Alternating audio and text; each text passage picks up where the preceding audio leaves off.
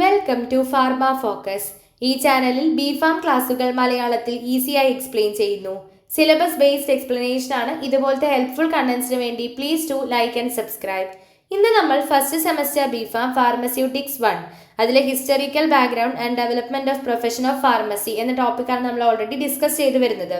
അതിൽ അടുത്ത ടോപ്പിക്കായിട്ടുള്ള future of pharmacy എന്ന ടോപ്പിക്കാണ് ഇന്ന് നമ്മൾ നോക്കാൻ പോകുന്നത്.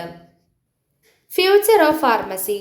ഇപ്പം നമ്മൾ കറണ്ട് റിസർച്ച് എന്ന് പറയുമ്പോൾ എന്തിനെ ഫോക്കസ് ചെയ്തിട്ടുള്ളതാ? ബയോടെക്നോളജി ആൻഡ് ജീൻ തെറാപ്പീനെ ഫോക്കസ് ചെയ്തിട്ടാണ് ഇപ്പോൾ കറണ്ട് റിസർച്ച് നടക്കുന്നത്. റീകോമ്പിനന്റ് DNA ടെക്നോളജി ഒക്കെ നമ്മൾ ഇപ്പോൾ മോഡേൺ മെഡിക്കമെന്റ്സ് ഒക്കെ പ്രൊഡ്യൂസ് ചെയ്യാൻ വേണ്ടിയിട്ട് യൂസ് ചെയ്യുന്നുണ്ട്. പുതിയ തെറാപ്പീസ് ഒക്കെ ബിഗിൻ ചെയ്തിട്ടുണ്ട്. എന്തിനൊക്കെ വേണ്ടിയിട്ടാ? ക്യാൻസർ, അനീമിയ, ഹെപ്പറ്റൈറ്റിസ്, അതിനൊക്കെയാണ്. പിന്നെ ഫാർമസിസ്റ്റ് എന്ത് ചെയ്തിട്ടുണ്ട്? ഓരോരോ ജെനറ്റിക് ബേസ്ഡ് തെറാപ്പീസിനൊക്കെ കോൺട്രിബ്യൂഷൻ അല്ലെങ്കിൽ എന്താ പറയുക, അതിലൊക്കെ ഇപ്പോഴും ഇവോൾവ് ചെയ്തുകൊണ്ടിരിക്കുകയാണ് ചെയ്യുന്നത്. ബിഫോർ ഇൻഡിപെൻഡൻസിന് മുമ്പ് ആൻഷ്യൻ ഇന്ത്യയിൽ ഡ്രഗ് സോഴ്സസ് ഒക്കെ vegetable origin, animal origin, mineral ഒറിജിനിൽ നിന്നായിരുന്നു. അതായത് വെജിറ്റബിൾസിനും അതുപോലെ ആനിമൽസിനും മിനറൽസിനൊക്കെയാണ് ഡ്രഗ്സ് ആദ്യമായിട്ട് എന്ത് ചെയ്തിരിക്കുന്നത്? ഇൻഡിപെൻഡൻസിന് മുമ്പത്തെ കാലത്തൊക്കെ ഡ്രഗ്സ് പ്രൊഡ്യൂസ് ചെയ്തിരുന്നത് ഈ വെജിറ്റബിൾസ്, ആനിമൽസ്, മിനറൽ ഒറിജിൻ അല്ലെങ്കിൽ മിനറൽ സോഴ്സസ് എന്നൊക്കെ ആയിരുന്നു. ഓക്കെ, ആദ്യത്തെ കാലത്ത് ഡ്രഗ്സ് പ്രിപ്പയർ ചെയ്തിരുന്നത് എംപിരിക്കലി ആണ്. അതായത് എക്സ്പീരിയൻസിനെ ബേസ് ചെയ്തിട്ടാണ്. സയൻറ്റിഫിക് മെത്തേഡ് ഒന്നും ഇല്ലാതെ ജസ്റ്റ് കുറച്ച് എക്സ്പീരിയൻസ്ഡ് ആയിട്ടുള്ള ഇൻഡിവിജ്വൽസ് അവരുടെ എക്സ്പീരിയൻസിനെ ബേസ് ചെയ്തിട്ടായിരുന്നു എന്ത് ചെയ്തത്? ആദ്യത്തെ കാലത്തൊക്കെ ഡ്രഗ്സിനെ പ്രിപ്പയർ ചെയ്തിരുന്നത്. ആ ഒരു നോളേജ് എന്താണ്? എപ്പോഴും സീക്രട്ട് ആക്കിയിട്ട് വെക്കുക ചെയ്തിരിക്കുന്നത്.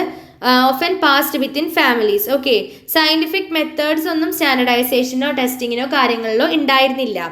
During Muslim rule in India, ഇന്ത്യയിലെ മുസ്ലിം റൂളിൻ്റെ സമയത്ത് ഇന്ത്യൻ സിസ്റ്റം ഓഫ് മെഡിസിൻ എന്താണ്? ഒരു ഡിക്ലൈൻ വരികയാണ് ചെയ്തത്. അതായത് ആയുർവേദയിൽ ഒരു ഡിക്ലൈൻ വരികയാണ് അവിടെ ഉണ്ടായത്.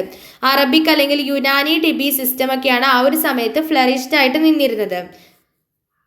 മെഡിക്കൽ നോളേജസിനെയൊക്കെ പ്രിസർവ് ചെയ്തിട്ട് അവിടെ യുനാനി പ്രാക്ടീസസിനെയാണ് പ്രൊമോട്ട് ചെയ്തിരുന്നത്. ഇന്ത്യയിൽ ബ്രിട്ടീഷ് റൂള് വന്ന സമയത്താണെങ്കിലോ ആ സമയത്ത് അലോപ്പതി അവിടെ ഇൻട്രൊഡ്യൂസ് ചെയ്തിട്ടുണ്ട്. ബ്രിട്ടീഷ് ട്രേഡേഴ്സ് ആണ് അലോപ്പതി അവിടെ ഇൻട്രൊഡ്യൂസ് ചെയ്തത്. ബിഫോർ 1940 മോസ്റ്റ് ഡ്രഗ്സും യൂറോപ്പിൽ നിന്ന് ഇമ്പോർട്ട് ചെയ്യുകയാണ് ചെയ്തിരുന്നത്. ഇവഞ്ച്വലി കുറച്ച് ഡൊമസ്റ്റിക് മാനുഫാക്ചറിങ് ഒക്കെ നമ്മൾ ബിഗിൻ ചെയ്തു. അങ്ങനെ മോഡേൺ ഫാർമസ്യൂട്ടിക്കൽ ഇൻഡസ്ട്രീസ് ഒക്കെ ഇന്ത്യയിൽ ബിഗിൻ ചെയ്ത് തുടങ്ങി. ഇയർലി 20th സെഞ്ച്വറി ആണെങ്കിൽ ഇന്ത്യയിൽ ഓൺ ചെയ്ത ഫാർമസ്യൂട്ടിക്കൽ കമ്പനീസിൽ ഒരു വലിയ വർധനവാണ് ഉണ്ടായിരിക്കുന്നത്. Mainly Bengal chemical and pharmaceutical works in Kolkata, founded by professor PZ Ray. Okay, അതുപോലെ തന്നെ Alembic chemical works in Baroda. ഇവിടേക്ക് എന്താണ്?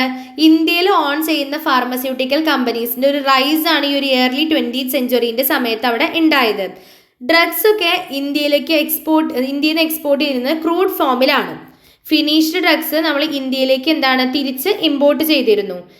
ഫസ്റ്റ് നമ്മൾ പറയാൻ പോകുന്നത് വേൾഡ് വാർ 1ൻ്റെ ഇമ്പാക്റ്റ് എന്താണ് ഉണ്ടായതെന്നാണ്. ഇപ്പോൾ 1914 to 1920 ആണ് വേൾഡ് വാറിൻ്റെ ഇമ്പാക്റ്റ്. ഡ്രഗ്സിൻ്റെ ഇമ്പോർട്ട് എന്താണ്? ഈ ഒരു വാർ സമയത്ത് എന്താ? ഡ്രഗ്സിൻ്റെ ഇമ്പോർട്ട് അവിടെ കട്ട് ഓഫ് ചെയ്യാണ് ചെയ്തത്. അപ്പോൾ ഫോറിൻ ഡ്രഗ്സിൽ ഇന്ത്യ ഭയങ്കരമായിട്ട് ഡിപ്പെൻഡ് ചെയ്യുന്നത് ആ ഒരു ഡിപ്പെൻഡൻസിക്ക് ഭയങ്കരമായിട്ട് അത് എഫക്റ്റ് ചെയ്തിരുന്നു. വാറിന് ശേഷം, യുദ്ധം കഴിഞ്ഞതിന് ശേഷം ഇമ്പോർട്ട് വീണ്ടും റെസ്യൂം ചെയ്തു. പക്ഷെ ആ ഒരു പീരീഡിൽ എന്താണ്? സെൽഫ് സഫീക്കസി അത് എംഫസൈസ് ചെയ്തു. മനസ്സിലായില്ലേ? അതായത് ഫ്യൂച്ചർ ഓഫ് ഫാർമസിയിൽ നമ്മൾ പറഞ്ഞത് ഇപ്പം മെയിൻലി കറണ്ട് റിസർച്ച് ഫോക്കസ് ചെയ്യുന്നത് ബയോടെക്നോളജിയിലും ജീൻ തെറാപ്പിയിലുമാണ്. റീകോമ്പിനന്റ് DNA ടെക്നോളജീസ് ഒക്കെ നമ്മൾ യൂസ് ചെയ്യുന്നുണ്ട്. പുതിയ തെറാപ്പീസ് ഒക്കെ ഡെവലപ്പ് ചെയ്തിട്ടുണ്ട്. എന്തിനു വേണ്ടിയിട്ടാണ്? ക്യാൻസർ, അനീമിയ, ഹെപ്പറ്റൈറ്റിസ്, അതിനൊക്കെ വേണ്ടിയിട്ടാണ്. ബിഫോർ ഇൻഡിപെൻഡൻസ് ആൻഷ്യൻ ഇന്ത്യയിൽ നമ്മൾ ഡ്രഗ്സ് ഒക്കെ പ്രൊഡ്യൂസ് ചെയ്തിരുന്നത് വെജിറ്റബിൾ, ആനിമൽ, മിനറൽ ഒറിജിനിൽ നിന്നാണ്. ഡ്രഗ്സിനെ നമ്മൾ എക്സ്പീരിയൻസിൻ്റെ ബേസിസിലാണ് പ്രൊഡ്യൂസ് ചെയ്തിരുന്നത്. ഏതെങ്കിലും എക്സ്പീരിയൻസ്ഡ് ആയിട്ടുള്ള ഇൻഡിവിജ്വൽസ് എക്സ്പീരിയൻസിൻ്റെ ബേസിൽ ഡ്രഗിനെ പ്രൊഡ്യൂസ് ചെയ്യും, സയൻറ്റിഫിക് മെത്തേഡ്സ് വഴിയല്ല. ആ നോളേജ് എപ്പോഴും അവർ സീക്രട്ട് ആയിട്ട് വെച്ചിട്ട് ഫാമിലിയിൽ തന്നെയാണ് അവരത് ഷെയർ ചെയ്തിരുന്നുള്ളൂ. സയൻറ്റിഫിക് മെത്തേഡ്സ് ഒന്നും സ്റ്റാൻഡർഡൈസേഷനോ ടെസ്റ്റിങ്ങിനോ ഒന്നും ഉണ്ടായിരുന്നില്ല. ഇന്ത്യയിൽ മുസ്ലിം റൂളുള്ള സമയത്ത് ആ ഒരു സമയത്ത് ആയുർവേദ ഭയങ്കരമായിട്ട് ഡിക്ലൈൻ ചെയ്ത് അവിടെ യുനാനി അല്ലെങ്കിൽ അറബിക് അല്ലെങ്കിൽ ടിബി സിസ്റ്റമാണ് ഫ്ലറിഷ് ചെയ്ത് നിന്നത്. അതിനുശേഷം ബ്രിട്ടീഷ് റൂൾ വന്ന സമയത്ത് അലോപ്പതി അവിടെ ഇൻട്രൊഡ്യൂസ് ചെയ്തു. 1940 മുമ്പ് മോസ്റ്റ്ലി ഡ്രഗ്സ് ഇമ്പോർട്ട് ചെയ്തിരുന്നത് യൂറോപ്പിൽ നിന്നാണ്. ഇവൻച്വലി അങ്ങനെ കുറച്ച് ഡൊമസ്റ്റിക് മാനുഫാക്ചറിങ് ഒക്കെ ബിഗാൻ ചെയ്തു. മോഡേൺ ഫാർമസ്യൂട്ടിക്കൽ ഇൻഡസ്ട്രി ഇന്ത്യയിൽ ബിഗിൻ ചെയ്തത് ആ ഒരു സമയത്താണ്. ഇയർലി 20th സെഞ്ച്വറിയിൽ ഇന്ത്യക്ക് കുറച്ച് സ്വന്തമായിട്ടുള്ള ഫാർമസ്യൂട്ടിക്കൽ കമ്പനീസ് ഓൺ ചെയ്യാൻ പറ്റി. അതാണ് Bengal chemical and pharmaceutical works in Kolkata. Professor PC Roy ആണ് അത് കണ്ടുപിടിച്ചത്. Then Alembic chemical works in Baroda. Okay, പിന്നെ ഡ്രഗ്സ് ഒക്കെ എക്സ്പോർട്ട് ചെയ്തത് ക്രൂഡ് ഫോമിലാണ്. ഫിനിഷ്ഡ് ഡ്രഗ്സിനെ ഇന്ത്യയിലേക്ക് ഇമ്പോർട്ട് ചെയ്തിട്ടുണ്ട്. ഇനി വേൾഡ് വാർ 1 സമയത്താണെങ്കിൽ അവിടെ ഡ്രഗിന്റെ ഇമ്പോർട്ടൊക്കെ കട്ട് ഓഫ് ചെയ്യാണ് ചെയ്തത്, നിർത്തിവെച്ചു. അപ്പോൾ അത് നമ്മൾ ഇന്ത്യൻ ഭയങ്കരമായിട്ട് ഫോറിൻ ഡ്രഗ്സിനെ ഡിപ്പെൻഡ് ചെയ്തിരുന്നു. അതിനാണ് അവിടെ ഒരു പ്രശ്നം വന്നത്. യുദ്ധം കഴിഞ്ഞതിന് ശേഷം ആ ഒരു സമയത്ത് ഇമ്പോർട്ട് എന്താണ് തിരിച്ചതേപോലെ റെസ്യൂം ചെയ്തിട്ടുണ്ട്. ഈ വേൾഡ് വാർ 1 സമയത്ത് simple capture and use of tablets in India, അതായത് ടാബ്ലറ്റ്സിൻ്റെ അതുപോലെ ക്യാപ്സ്യൂൾസിൻ്റെ ഒക്കെ യൂസ് ഇന്ത്യയിൽ ഉണ്ടായി. ക്വിനൈൻ, മലേറിയ ട്രീറ്റ് ചെയ്യുന്ന ഡ്രഗാണ് ക്വിനൈൻ. അത് ആദ്യമായിട്ട് ക്യാപ്ചർ ചെയ്ത ജർമ്മൻസ് ആണ് ഇൻ ഡാർജിലിംഗ് ആൻഡ് നീൽഗ്രീസ്. അതുപോലെ തന്നെ early drug manufacturing in India by 1930s India basic medicines ഒക്കെ പ്രൊഡ്യൂസ് ചെയ്യാൻ വേണ്ടി തുടങ്ങി. അതായത് sera vaccines, anaesthetics such as ether, chloroform, simple drugs derived from coal tar distillation products. ഇതൊക്കെ ഇന്ത്യ എന്ത് ചെയ്തു, ഒരു 1930 ഒക്കെ ആവുന്ന സമയത്ത് ഇന്ത്യ സ്വന്തമായിട്ട് ഇതൊക്കെ ഡെവലപ്പ് ചെയ്യാൻ തുടങ്ങി. 1920 അപ്പോൾ എന്ത് മോഡേൺ ഡ്രഗ് റിസർച്ചിൻ്റെ ബിഗിനിങ് എന്ന് പറയുന്നത്. ഇന്ത്യയിൽ ശ്രീ രാംനാഥ് ചോപ്രയാണ് ആദ്യമായിട്ട് എന്താണ് ഈ ഒരു മോഡേൺ ഡ്രഗ് റിസർച്ചിന് നേതൃത്വം വഹിച്ചത്. അദ്ദേഹം എന്ത് എക്സ്റ്റാബ്ലിഷ് ചെയ്തിട്ടുണ്ട്, ഒരു active centre for research on Indian medicinal plants at the school of tropical medicine കൊൽക്കത്തയിൽ എക്സ്റ്റാബ്ലിഷ് ചെയ്തിട്ടുണ്ട്. 1922 ഡോക്ടർ ഉപേന്ദ്രനാഥ് ബ്രഹ്മചാരി ക്യാമ്പൽ മെഡിക്കൽ സ്കൂളിൽ കൊൽക്കത്തയിൽ വർക്ക് ചെയ്യുന്ന അദ്ദേഹമാണ് യൂറിയ എന്ന ഡ്രഗിനെ ഇൻട്രൊഡ്യൂസ് ചെയ്തത്.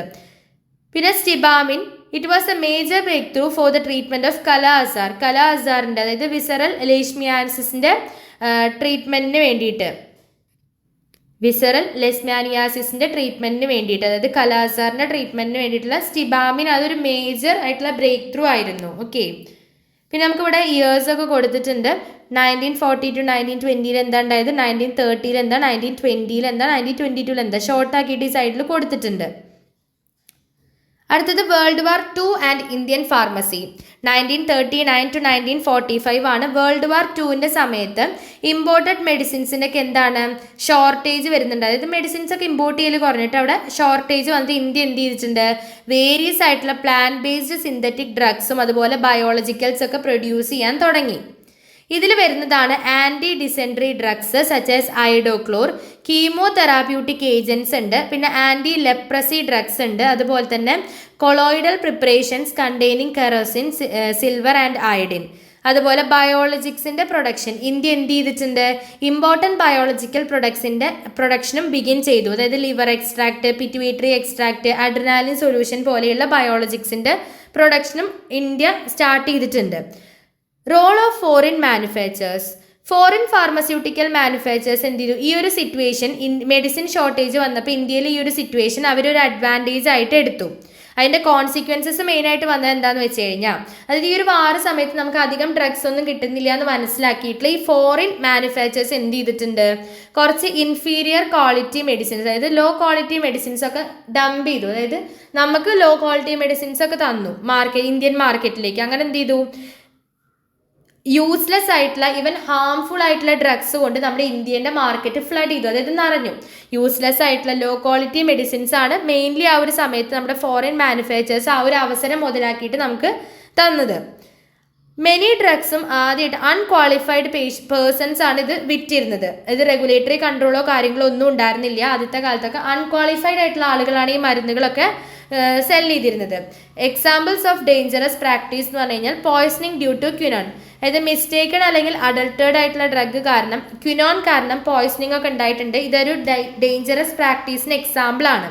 അതുപോലെ തന്നെ കോട്ടൺ സീഡ് ഓയിൽ, അത് നമ്മൾ അട്രോപ്പിൻ ഐ ഡ്രോപ്സിന് പകരം റോങ്ലി യൂസ് ചെയ്ത് അങ്ങനെ ഐ ഡാമേജ് കോസ് ചെയ്തിട്ടുണ്ട്. ഇതൊക്കെ ഈ ഒരു എന്താ പറയുക ഡേഞ്ചറസ് പ്രാക്ടീസിൻ്റെ ഭാഗമായിട്ട് വന്നിട്ടുള്ള പ്രശ്നങ്ങളാണ് പറയുന്നത്. അടുത്തത് നമ്മൾ നോക്കുന്നത് early drug related laws in India. Before independence drug related ആയിട്ടുള്ള എന്തൊക്കെ റൂൾസ് ആണ് നമ്മുടെ ഇന്ത്യയിൽ ഉണ്ടായിരുന്നത്. First 1878 opium act. Okay, OPM act മെയിനായിട്ട് എന്തിനൊക്കെ പറ്റി പറയുന്നത്? പോപ്പി അല്ലെങ്കിൽ ഓപ്പിയത്തിൻ്റെ ഒക്കെ കൾച്ചർ, അതുപോലെ തന്നെ cultivation, manufacture, transport, export, import, sale, അതിനൊക്കെ പറ്റിയിട്ടാണ് OPM ആക്ടിൽ മെയിൻലി പറയുന്നത്. അടുത്തത് 1888 ഇന്ത്യൻ മെർച്ചൻഡൈസ് മാർക്ക് ആക്ട്. അത് മെയിൻലി പറയുന്നത് നമ്മുടെ ഡ്രഗ്സും മെഡിസിൻസ് ഒക്കെ പോലെയുള്ള മിസ്ബ്രാൻഡിങ് ആയിട്ടുള്ള ഡ്രഗ്സിനാണ് മെയിൻലി ഫോക്കസ് ചെയ്തിരുന്നത്. അടുത്തത് 1894 എന്ന് പറഞ്ഞു കഴിഞ്ഞാൽ ഇന്ത്യൻ ടാരിഫ് ആക്ട് ആണ്. അതായത് ടാരിഫിൻ്റെ കേസ്, അതായത് എന്താ പറയുക, ഇമ്പോർട്ടഡ് ആൻഡ് എക്സ്പോർട്ടഡ് ഡ്രഗ്സിൽ കസ്റ്റംസ് ഡ്യൂട്ടി ഇമ്പോസ് ചെയ്യുന്ന കാര്യങ്ങൾ, ഫുഡ് ആയിക്കോട്ടെ, ഡ്രിങ്ക് ആയിക്കോട്ടെ, ഡ്രഗ്സ് ആയിക്കോട്ടെ, കെമിക്കൽസ്, മെഡിസിൻസിലൊക്കെ ഒരു കസ്റ്റംസ് ഡ്യൂട്ടി ഇമ്പോസ് ചെയ്യുന്ന കാര്യമാണ് ഇന്ത്യൻ ടാരിഫ് ആക്ടിൽ പറഞ്ഞിരുന്നത്.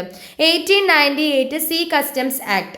ഓക്കെ, സീ കസ്റ്റംസ് ആക്ട് എന്ന് പറഞ്ഞു കഴിഞ്ഞാൽ ഫാൾസ് ട്രേഡ് ഡിസ്ക്രിപ്ഷൻസ് ഉള്ള ഡ്രഗ്സിൻ്റെ ഇമ്പോർട്ട് അവിടെ പ്രിവെൻറ്റ് ചെയ്യുകയാണ് ചെയ്തിരുന്നത്. അങ്ങനെ ഇന്ത്യയിലോട്ട് തെറ്റായിട്ടുള്ള ഡ്രഗ്സ് അല്ലെങ്കിൽ മിസ്ബ്രാൻഡഡ് ആയിട്ടുള്ള ഡ്രഗ്സ് വരുന്നതിനെ പ്രിവെൻറ്റ് ചെയ്തിരുന്നു.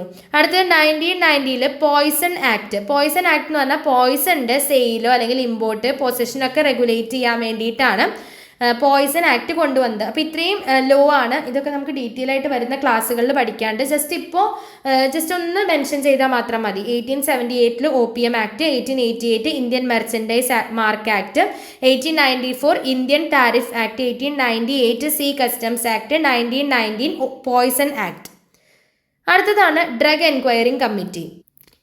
Drug enquiring committee government of India 11 August 1930 ഒരു കമ്മിറ്റീനെ അപ്പോയിൻറ്റ് ചെയ്തിട്ടുണ്ട്. ആരുടെ ചെയർമാൻഷിപ്പിൽ?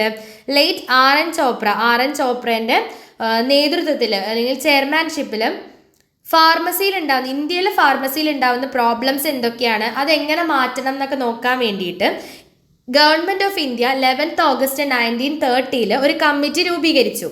ആ കമ്മിറ്റി 1931 എന്ത് ചെയ്തിട്ടുണ്ട്?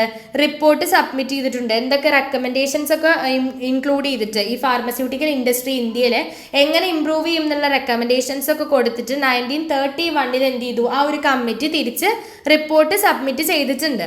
പ്രസന്റ് സെനറിയോ, ഇപ്പോഴത്തെ സെനറിയോ എന്താന്ന് വെച്ച് കഴിഞ്ഞാൽ ഇന്ത്യൻ ഫാർമസ്യൂട്ടിക്കൽ ഇൻഡസ്ട്രി എന്ന് പറയുന്നത് ഇപ്പോൾ one of the largest and most advanced industry ആണ് among the developing countries. Okay, Indian pharmaceutical industry എന്ന് പറഞ്ഞു കഴിഞ്ഞാൽ നമുക്ക് ആവശ്യമുള്ള ഫോർമുലേഷൻസ് ഒക്കെ, അതുപോലെ തന്നെ 70% അതിൻ്റെ ബൾക്ക് ഡ്രഗ് റിക്വയർമെൻറ്റ്സ് ഒക്കെ നമ്മൾ സ്വന്തമായിട്ട് ഉണ്ടാക്കാൻ നമ്മൾ ക്യാപ്പബിളായി മാറിയിട്ടുണ്ട്. ഫാർമസ്യൂട്ടിക്കൽ ഇൻഡസ്ട്രി ഇൻ ഇന്ത്യ എന്ന് പറഞ്ഞു കഴിഞ്ഞാൽ വേൾഡ്സ് 3rd ലാർജസ്റ്റ് ആയിട്ട് മാറിയിട്ടുണ്ട്. അതുപോലെ തന്നെ ടേംസ് ഓഫ് വാല്യൂവിൻ്റെ കേസിൽ 14th ടേംസ് ഓഫ് വാല്യൂ ആയിട്ട് ഇന്ത്യയുടെ ഫാർമസ്യൂട്ടിക്കൽ ഇൻഡസ്ട്രി മാറിയിട്ടുണ്ട്. മുംബൈ, ഹൈദരാബാദ്, അഹമ്മദാബാദ് ഒക്കെയാണ് മേജർ ഫാർമസ്യൂട്ടിക്കൽ ഹബ്ബായിട്ട് കണക്കാക്കുന്നത്. Except for certain anti cancer drugs ഒഴികെ, അതുപോലെ കുറച്ച് ആൻറ്റിബയോട്ടിക്സ് ഒഴികെ ബാക്കി പ്രൊഡക്ട്സ് ഒക്കെ എന്ത് ചെയ്തിട്ടുണ്ട്? ഇന്ത്യയിൽ ഡൊമസ്റ്റിക് മാർക്കറ്റിലായാലും എക്സ്പോർട്ട് ചെയ്യാൻ വേണ്ടിയിട്ടൊക്കെ ഇന്ത്യയിൽ ഇപ്പോൾ ഡെവലപ്പ് ചെയ്ത് വരുന്നുണ്ട്. 2001 PCA എന്ത് ചെയ്തിട്ടുണ്ട്? എഡ്യൂക്കേഷൻ റെഗുലേഷൻസ് ഒക്കെ ഡെവലപ്പ് ചെയ്തു. ഫാർമസി എഡ്യൂക്കേഷൻസ് ഒക്കെ ഇമ്പ്രൂവ് ചെയ്യാൻ വേണ്ടിയിട്ട് കുറച്ച് ഫാർമസി ഡിഗ്രി പ്രോഗ്രാംസ് അവർ ഇന്ത്യയിൽ ഓഫർ ചെയ്തത് ഏതൊക്കെയാണെന്ന് വെച്ച് കഴിഞ്ഞാൽ DPharm, diploma, BPharm, MPharm, PharmD, Master of Science in Pharmacy, Master of Technology in Pharmacy and Doctor of Philosophy in Pharmacy. അടുത്തത് ഫാർമസി എഡ്യൂക്കേഷൻ്റെ കേസിലുള്ള ഹിസ്റ്റോറിക്കൽ ബാക്ക്ഗ്രൗണ്ട് നോക്കുകയാണെങ്കിൽ ആൻഷ്യൻ ടൈമിൽ ഫിസീഷ്യൻസ് ഒക്കെ എന്ത് ചെയ്യണം? ഫിസീഷ്യൻസ് തന്നെ ഡയഗ്നോസിസും കോമ്പൗണ്ടിങ്ങും ഡിസ്പെൻസിങ്ങും ഒക്കെ ചെയ്യണം. യൂറോപ്യൻ മിഡിൽ ഏജ് സമയത്ത് അവിടെ ഫിസീഷ്യൻസ് ഉണ്ടായിരുന്നു, അതുപോലെ ഫാർമസിസ്റ്റ് ഉണ്ടായിരുന്നു, ഡ്രഗ് മെഡിസിൻസ്. ഇയർലി ഡേയ്സിലൊക്കെ ഫാർമസി എന്ന് പറഞ്ഞു കഴിഞ്ഞാൽ ഹെൽത്ത് കെയർ സർവീസിൻ്റെ ഒരു ഭാഗമായിട്ട് മെഡിക്കൽ കോളേജസിലും ഹോസ്പിറ്റൽസിലൊക്കെയാണ് ഉണ്ടായിരുന്നത്. 1870 മദ്രാസ് മെഡിക്കൽ കോളേജ് ഒരു ലൈസൻസോട് കൂടിയിട്ടുള്ള എക്സാമിനേഷൻ കെമിസ്റ്റിലും ഡ്രഗ്സിനും കണ്ടക്ട് ചെയ്തത്. ജൂലൈ 1937 ഫാർമസ്യൂട്ടിക്കൽ എഡ്യൂക്കേഷൻ ഇന്ത്യയിൽ ബിഗിൻ ചെയ്തു. 1953 PCA എന്ത് ചെയ്തിട്ടുണ്ട്? ഒരു മിനിമം ക്വാളിഫിക്കേഷൻ, ഫാർമസിസ്റ്റ് ആയിട്ട് രജിസ്റ്റർ ചെയ്യണമെങ്കിൽ ഒരു മിനിമം ക്വാളിഫിക്കേഷൻ വേണമെന്നും അത് 10th പാസും അതുപോലെ 2 ഇയർ ഡിപ്ലോമയും 1 ഇയർ എക്സ്പീരിയൻസും ആണ് പറഞ്ഞത്. പ്രൊഫഷണൽ സ്റ്റാൻഡേർഡ്സ് അതുപോലെ പേഷ്യൻ്റ് ഓറിയൻറ്റഡ് സബ്ജക്ട്സ് ഒക്കെ ഇൻക്രീസ് ചെയ്യാൻ വേണ്ടിയിട്ടും community pharmacy, hospital pharmacy, business management ഇതൊക്കെ എന്ത് ചെയ്തിട്ടുണ്ട്? ആഡ് ചെയ്തിട്ടുണ്ട്. 1991 PCA എന്ത് ചെയ്തു? എഡ്യൂക്കേഷൻ റെഗുലേഷൻസ് ഡെവലപ്പ് ചെയ്തിട്ടുണ്ട്. അപ്പോൾ നമ്മുടെ ഫാർമസിസ്റ്റിൻ്റെ രജിസ്ട്രേഷന് വേണ്ടിയിട്ട് ഒരു മിനിമം ക്വാളിഫിക്കേഷനായിട്ട് 10th പാസും അതുപോലെ +2 ഇയർ ഇൻ്റർമീഡിയറ്റും 2 ഇയർ ഡിപ്ലോമയാണ് DPharm ആണ് ആവശ്യപ്പെട്ടിരുന്നത്. 2001 എന്ത് ചെയ്തിട്ടുണ്ട്, എഡ്യൂക്കേഷൻ റെഗുലേഷൻസ് ഒക്കെ ഡെവലപ്പ് ചെയ്ത് ഫാർമസി എഡ്യൂക്കേഷൻസ് ഇംപ്രൂവ് ചെയ്തിട്ടുണ്ട്. 2001 റെഗുലേഷൻസ് പ്രകാരം മിനിമം ക്വാളിഫിക്കേഷൻസ് എന്തൊക്കെയാ, 10th pass plus 2 year intermediate plus 4 year B farm ആണ്. ഓക്കെ, പക്ഷെ ഇപ്പോഴും എന്താണ്, ഈ റെഗുലേഷൻസ് ക്ലിയറൻസ് കിട്ടിയിട്ടില്ല ഇന്ത്യൻ ഗവൺമെൻറ്. അതായത് ബി ഫാം ഹോൾഡേഴ്സും അതുപോലെ 2 ഇയർ ഇൻ്റർമീഡിയറ്റും 10th പാസ്സൊക്കെ ഉള്ള ആളുകൾ മാത്രമാണ് ഫാർമസിസ്റ്റായിട്ട് രജിസ്റ്റർ ആവാൻ പാടുള്ളൂ എന്നൊരു നിയമം ഉണ്ടെങ്കിലും അതെന്താണ്, ഇപ്പോഴും ഇന്ത്യൻ ഗവൺമെൻറ്റിൽ നിന്ന് ആ ഒരു ക്ലിയറൻസ് റിസീവ് ചെയ്തിട്ടില്ല. ഫാർമസി ആസ് എ കാരിയർ, ഫാർമസിസ്റ്റിൻ്റെ കാരിയേഴ്സ് എന്തൊക്കെയാണ്, ഒന്ന് കരിയർ എന്തൊക്കെയാ, ഫാർമസ്യൂട്ടിക്കൽ ഇൻഡസ്ട്രിയിൽ, practice area, academics, regulatory affairs, clinical, ഇതിലൊക്കെ നമുക്ക് എന്താണ് കരിയർ ഉണ്ട്. ഓക്കെ, ഇതൊക്കെ നമ്മൾ ഡീറ്റെയിൽ ആയിട്ട് പഠിക്കുന്നുണ്ട്. ഇപ്പോൾ ജസ്റ്റ് നമുക്കിതിന് ഈ ഒരു പോർഷനിൽ വേണ്ടിയിട്ട് മാത്രം നോക്കിയാൽ മതി. ഓരോ പോയിന്റ്സ് ആക്കിയിട്ട് ഇമ്പോർട്ടൻറ്റ് പോയിന്റ്സ് മാത്രം പഠിച്ചു വയ്ക്കുക. ഡ്രൈ സബ്ജക്റ്റ് ആണ് അറിയാം, എന്നാലും കുറച്ച് ഇമ്പോർട്ടൻ്റ് ആയിട്ടുള്ള പോർഷൻസും ഇയറുകളും കാര്യങ്ങളൊക്കെ ഓർത്ത് വെച്ച് പഠിക്കുക. അപ്പോൾ ഇന്നത്തെ ക്ലാസ്സിൽ നമ്മൾ ഇത്രേ നോക്കുന്നുള്ളൂ. അടുത്ത ടോപ്പിക്കായിട്ട് നമുക്ക് അടുത്ത ക്ലാസ്സിൽ കാണാം. ഇതുപോലത്തെ ബിഫാം മലയാളം ക്ലാസ്സുകൾ നമ്മുടെ ചാനലിൽ അപ്ലോഡ് ചെയ്തിട്ടുണ്ട്. അപ്പോൾ അതൊക്കെ വേണ്ടവരൊന്ന് പോയി ചെക്ക് ചെയ്തോളൂ. അപ്പോൾ അടുത്ത വീഡിയോ ആയിട്ട് നമുക്ക് അടുത്ത ക്ലാസ്സിൽ കാണാം. Until then happy learning.